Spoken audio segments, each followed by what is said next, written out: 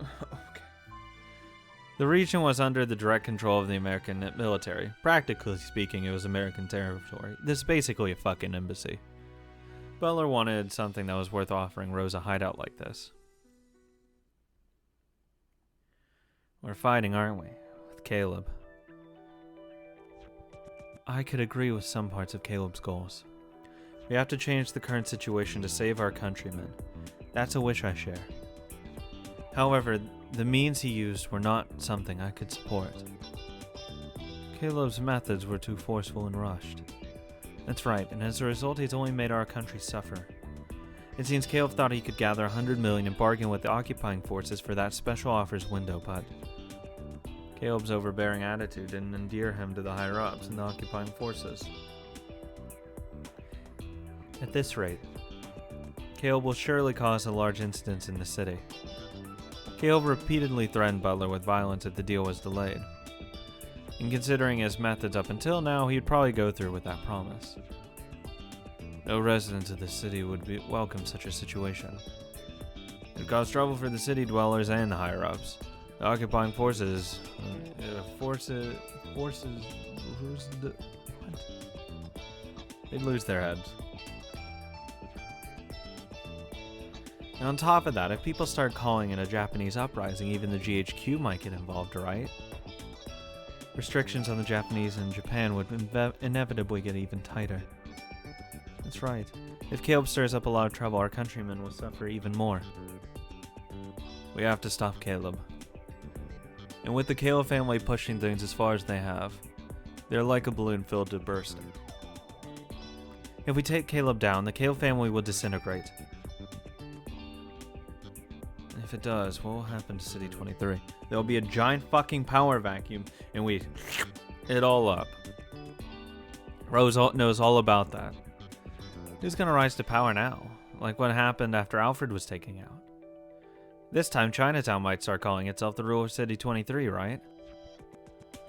It isn't just the Golden Dragon Society of City 23 too we have to worry about. There's the Bajing, Bong? Jean? I think it's Jean. Oh no, I think is XQ. Fuck. No, Q is the CH. X is something else. Jingbang, sure. And City 8 and to the west, and the Castiglione family diagonally in City 27. If you go across the river to the east, there's this Satomi Alliance in Chiba. They start a lot of trouble, scheming to take a push into China, or Tokyo. Fuck. So far, the only outside force to threaten themselves in City 23's affair have been the Golden Dragon Society. However, word has it that this is only because they've been holding the other powers at bay. City 23 is our prey. Keep your hands off it. Something like that? Yeah, and of course, that's because the Golden Dragon Society has been a powerful force, but if there's a shift in the balance and the Golden Dragon Society weakens, City 23 will be chewed apart from all sides. Wait a sec. In that case, whether we defeat Caleb or not, the same thing's gonna happen to City 23. We'll just change who the head of the underworld is, and the Japanese won't get anything out of the deal. That's right. So in order to truly save our countrymen in City 23, we have to take out all of Japan. There needs to be a new force out there to fight for our countrymen out here. At one point, Primavera stood to save our countrymen. However, we surrendered to the force wielded by the Caleb family and abandoned that mission. Why did we surrender to force? Because I had an emotional aversion to brute force, and I turned my eyes from it, unable to face it head on. No matter what our goals are, once you've abandoned them, there's nothing better than cheap talk. So Primavera must, obtain a strength that will allow us to never abandon our goals again. So right here, one more time, I will proclaim Primavera's revival as an organization that will bear the brunt to protect our countrymen. You go, Rose. When they realized that Rose was trying to say trying to say, everyone gulped. They thought they just needed to destroy Caleb, the source of all evil. However, they'd also been on the edge of despair, realizing that this would be a little more than a continuation of the musical chairs game that ran the underworld. Amanda told me something once. To unite the world, you need 3 sorts of strength: influence, wealth, and force. Force is the power I turn my back on, because I've been taught that force is an animal-like, filthy, and terrible thing. In the society of animals, all struggles for existence are decided by force alone. For monkeys and the like, rank also comes into play as a form of influence, but what decides that rank is mostly an extension of force. In other words, all creatures on the earth except humans exist based on force alone. And so by abandoning force, humanity tried to redefine itself as something different than mere animals. They grew drunk on their arrogant belief that they were beings chosen by God, who would form a society without relying on force. Everything is on force. Everything. Everything's about power and influence and control. However, even humans are nothing more than animals living on this earth, eating and excreting, fighting for dominance, with making children as their ultimate reason for existence. Hell yeah, brother. Just fucking constantly. Hell yeah. Because of their arrogant history of discriminating between humans and animals, they have ended up turning their back on force, the truth that affects all creatures on the earth. If there are some who understood that truth and others who turn their backs on it, then the latter group has no hope of victory.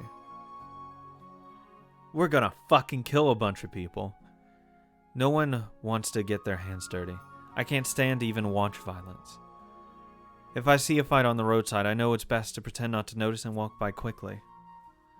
Everyone thinks that, and so they've let those with the power of force gain control, making a mess of the city. In that case, someone has to get their hands dirty in their place. Someone has to arbitrate this dispute, and someone has to treat an unreasonable enemy with firmness.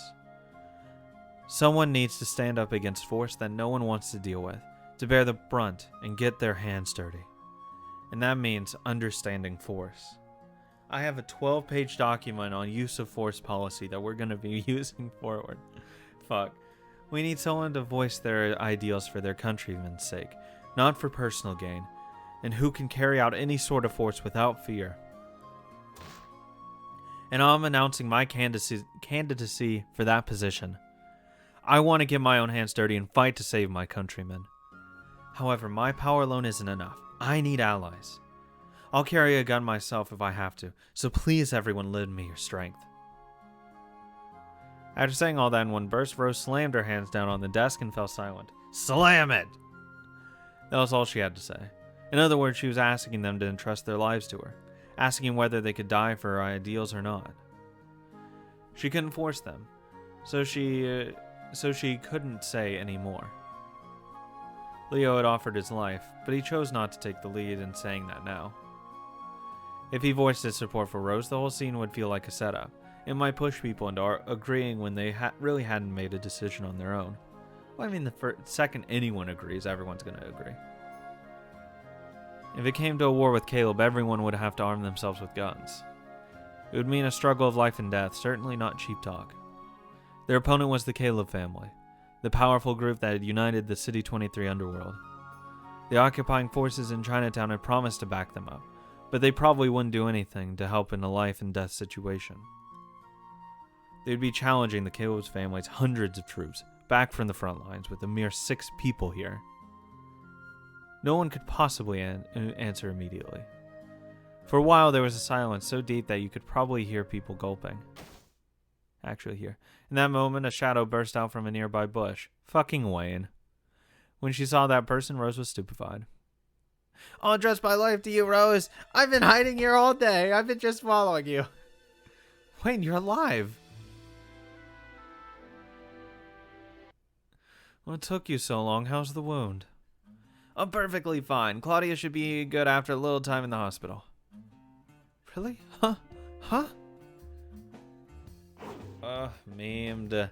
On that night when Wayne saw the grenade, he grabbed Claudia and ran like mad and dove into the sea. Were it not for his wild instincts and the good luck that kept the shower of bullets from hitting him, he wouldn't have made it. Apparently some shrapnel had hit Claudia in the leg and causing a wound that could hardly be described as minor. Yeah, it's a fucking grenade! She'd probably have to stay in a hospital for some time, but it looked like her life wasn't in danger. Apparently Wayne had also been captured by the impis and released thanks to Butler. On that night, while searching for Rose after she had suddenly disappeared, Leo had made contact with Butler and learned that Wayne and Claudia were safe, and also that Rose had been released. He didn't even wow, thanks, dick. Huh, wait, what? Then, last night, well, it was a pretty serious atmosphere, you know? I just didn't have a good chance to mention it. Leo scratched his head and played dumb. If you had just told me last night, He tricked me. Rose turned bright red, looked dumbfounded and suspicious. Adorable. Wait a sec. Wayne, were you waiting in that bush listening to Rose talk? He probably wanted to jump out at the good part and look cool. The hell I would. I got here right when Rose was talking about something important, so I tactfully waited for her to finish. Shut up, Wayne. Fucking loser. Stop it. You really are a cute little guy, aren't you? Stop it. You people stop patting my head. The tense atmosphere had cleared up as though it had never been there. Was it because everyone loved Wayne? Maybe that too, but there was probably more to it. After pushing Cyrus and the others' hands away, Wayne walked briskly up to Rose. Then he kneeled at Rose's feet. Kissed the ring. Rose, even though I swore I'd offer my life to you, I ran away at your most troubling moment like a coward. You didn't run away. I was the one who didn't have the necessary resolve. But now things are different. I'm prepared to fight on my own. Please, Wayne, if your oath to offer your life to me is true, then I'd like for you to fight by my side. Will you forgive me for running away? Will you let me be your mad dog once again? Of course. No one else can be my mad dog, Wayne. Rose took Wayne's hand, the latter still kneeling. It looked like a noble princess, and a knight swearing an oath of loyalty to her. Forgiven for his sin and permitted to call himself Mad Dog, Wayne rose to his feet. Of course, you'll fight too, right, Leo? Dang, I was planning to take all the coolest moments for myself, too. Looks like I got no other choice but to join in. What are you gonna do? Sounds great. Let's take back our Primavera. Yeah, it's a perfect chance to pay them back for chasing us out of the club like losing mutts. Normally, I would rather the two of you refrained, but it seems any attempts to stop you would be useless, correct? That's right, brother. We've acknowledged Rose as the madam. And that madam is telling us to fight. In that case, bring it on. Rose, if you're going to fight, we'll fight too. Stella, Meryl, thank you. How's the abacus inside you moving, Richard? We have Caleb, who is hiding underground and has several hundred men back from the front lines on his side. Against a group that may have the backing of America and China, but is made up of a mere handful of vigorous young people. If this were a gamble, it would be a perfect opportunity to suffer massive losses. And that's why the jackpot's something you can look forward to. As a moneylender, I cannot invest in something so risky. Brother. However, every now and then a high risk, high return dream can make for an interesting diversion. That's what I call a man. If you're going to save our countrymen in Caleb's place, we'll need someone talented with money. We'd like you to lend us money, taking into account that what will happen after Caleb is defeated. And this will be done to aid the next generation. Of course. The ideals I strive for are something that ought to be passed down to our future countrymen, after all. I understand. I have no objections. I'll offer my life for your ideals. You really like saying that, don't you? How many times has it been? Shut up. I'll say it as much as I want to. You really are good at lightening the mood. How'd you get this cute? Okay, Rose. If we're gonna do it, let's do it right. First, let's take Caleb down. Actually, that'll be just the start of our real job. Exactly. It'll be a long fight, but we've got to start from the first battle. If we cannot win this, we won't get anywhere. Let us do it Rose, for our countrymen, and for the next generation. Thank you, everyone. Let's fight together for our countrymen. Let's defeat Caleb. Let's support a new Primavera, an organization that stretches out a hand of salvation to our countrymen. That day marked the true birth of the Primavera family. Madame Rose clearly announced their position in the criminal underworld. The criminal underworld is unnecessary for good ordinary citizens. However, it does exist, and there is always a battle for the top spot. If the citizens are tossed about by the tyranny of its ruler, then a good person must be placed on the throne. In that case, rather than trying to find goodness in the people of the criminal underworld, it's better to have a good person to rule over it. While Rose was a good person, she was also the leader of Primavera, an organization sitting on the line between day and night. She herself was the only person who could do this. She didn't turn her eyes away from the night, but understood and protected both night and day, so that she could protect the lifestyles of her countrymen, who would now become a minority. It's said that Wayne still hadn't forgotten the indescribable exaltation of that day.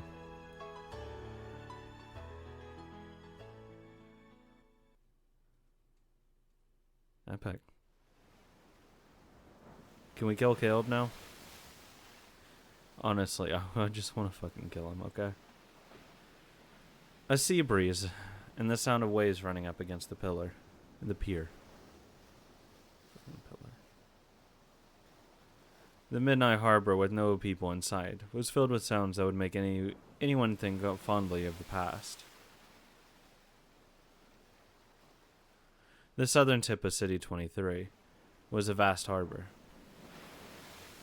This harbor, which had received less damage than any other in Tokyo Bay during the Great Disaster, had been the first to be repaired.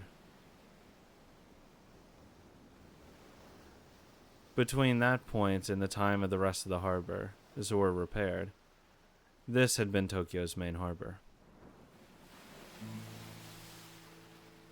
Lots of people and lots of cargo gathered here.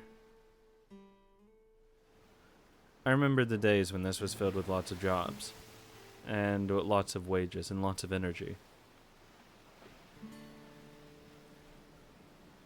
You were frantic to work, frantic to make money.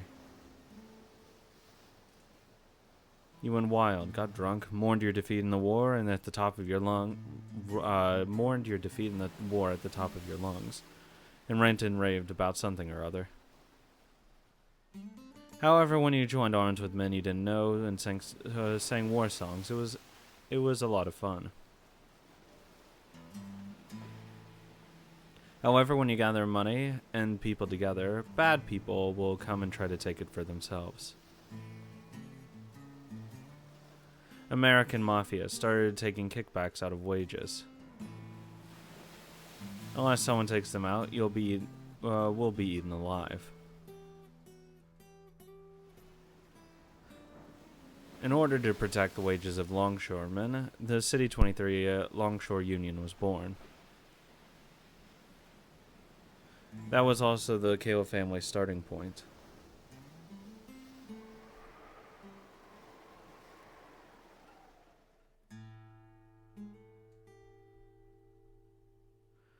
This beat-up apartment had been the very first base of the Longshore Union after its formation.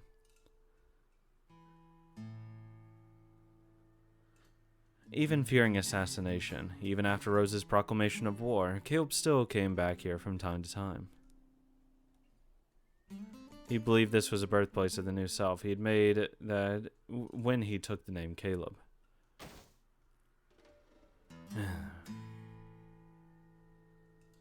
Thinking back fondly on the old days, Caleb threw his legs up in the reception sofa and drank from his bottle.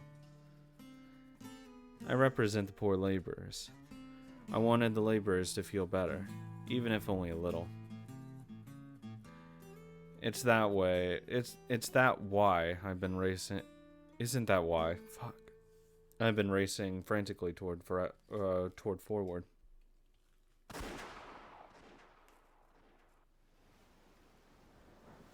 At that moment, the crisp sound of gunfire could be heard, but it was quickly swallowed up by the sound of the waves.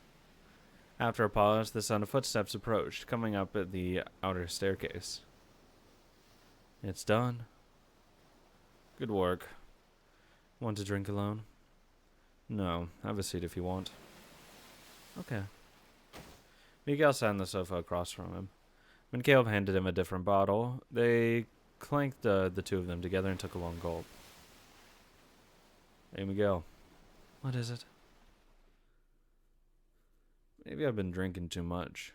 No, it's been like this for a while. I can't smell the sea.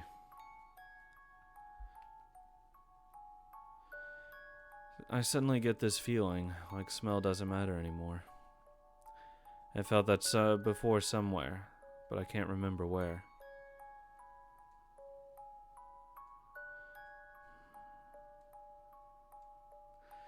But you smell something, right?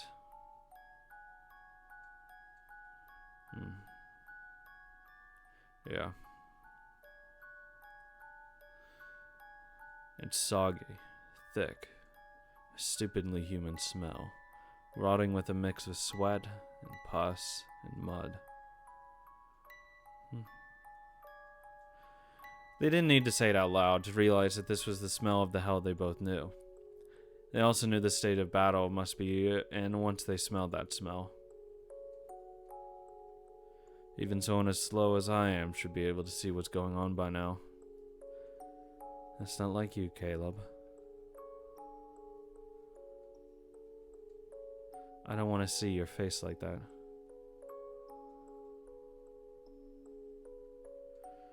Forgive me if you want. You can go if you want. Caleb shook his head bluntly. However, Miguel didn't stand up. Then what will you do?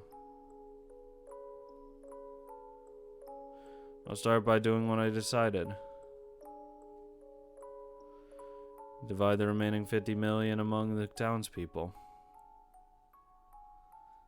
I'll take back to the 50 million we gave to the occupying forces. How? That's obvious. I'll go to their headquarters and make them give it back. And if the money's all gone? If that happens, then it's Honji all over again. I'll cut up all the swindlers, burn down the building, and slice open my chest right there on the spot. I don't really get what you're saying. I'm dumb after all. I don't really get it either. Don't worry about it. It's just the mutterings of a drunk. Will that end your war? A war can end in two ways. Victory or defeat. If it's gonna end in defeat, I want to die in a way I can accept. In that case, when that happens, I'll go to war with you. Only you can end my war. After all, you promised you would end my war no matter what. Forgive me, making you join me for yet another losing war. I'm grateful. Now we have, finally found a last battlefield to end our war on. Miguel, I've been dedicated my life to you ever since that day. Nothing could make me happier than to die with you. Thank you. I'm glad to have you as my war buddy, willing to die with me. To fight together when the time comes, and to die together. There can be no greater bond between warriors. I'm glad, Caleb. What am I doing? Sound like a woman. Something hot was dripping from Miguel's eyes. Yeah, men can't cry. As Miguel wiped them away several times with a bitter smile, Caleb grinned and stood up. Then he picked up the large bottle of that precious potato shochu he'd always loved, and plopped it down next to Miguel. Drink. Now I feel like watching the sunrise with you again, for the first time in a while. Let's make the most of this night. Can't have you yawning. Yeah, I never have. Not even once.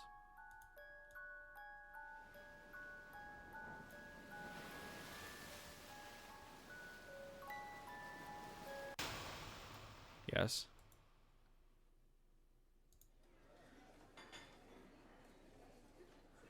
Name's Philip Butler, U.S. Army Captain. I've heard several rumors about you. My name is Lee Meiju. Meiju? Meiju. I think it's Meiju, actually. Meiju. It's either Meiju or Meiju. One of those. And it's a pleasure to make your acquaintance. It's a bit surprising. This really is the first time you two have met, isn't it? Certainly the first time we've met face to face. However, I believe we know each other quite well by now. Butler, Lee, and Rose were holding a three-party meeting. One night, as we'll call it, the first conference to decide the fate of the post-Caleb City 23 underworld. Well, one might as well call it. Fuck. Primavera would be backed by the occupying forces and Chinatown. They wouldn't lose. They weren't allowed to. There was also the matter of how much influence the Americans and Chinese would have in the newborn Primavera family once it inherited the positions of the City 23 rulers. The struggle over that was the primary goal for both parties in today's discussion. After losing Japan as their common enemy, America and China have become great powers with different ideologies in the Pacific Cold War. Even the rulership of a single city on the edge of Tokyo was something they couldn't afford to ignore, for the sake of their reputations. I pledge allegiance to America. Rose had Richard and Leo behind her, her head officers in charge of the pen and the sword, respectively.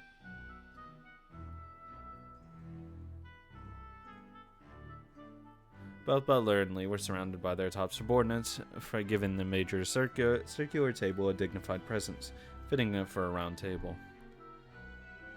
For Rose's side, today's biggest goal was to get as many promises for direct support as they could manage. For Butler and Lee's side, it was about selling Rose more favors than their opponent while minimizing risk for themselves. First off, I'd like to hear your plan for defeating Caleb. Ever since that failed assassination attempt, Caleb's been in hiding. Fearful of traitors, it seems he has kept his location secret except for a few high-ranking underlings. So how do we find him? As the American army run out of options, Chinatown will offer to gather as much information as possible.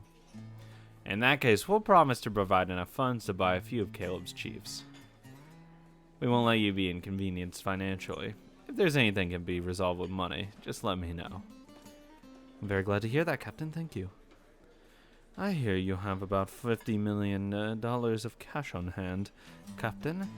This is really quite gracious of you. What's that you're talking about? Some Chinese joke? In that case, Chinatown will provide support regarding all things that cannot be easily obtained with money. Weapons, vehicles, those are easily acquired by money. Information on hideouts. There are some things that the government offices on the American Army cannot do, but which Chinatown can. You don't say. But there's some strengths that we have because we're a government office. The outline of their roles was being established. The monetary assistance would come from the Americans, while underground support would come from Chinatown. I mean, yeah, being a government institution means you have a way bigger fund pool to pull from. They're using the day to clearly establish the areas of the support this day. In that sense, this was less of a conference and more of a bidding war to sell favors to the Rose family.